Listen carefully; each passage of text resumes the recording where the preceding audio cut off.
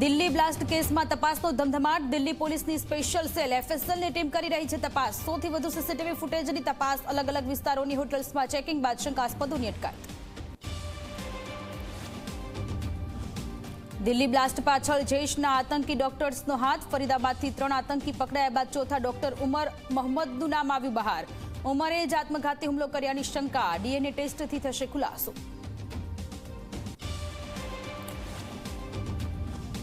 Delhi blast કેસમાં રક્ષામંત્રી રાજનાથસિંહનું મોટું નિવેદન। કહ્યું, દોષિતોને કોઈ પણ કાળે છોડાશે નહીં। જલ્દી જ તપાસ અંગેની જાણકારી આપવામાં આવશે।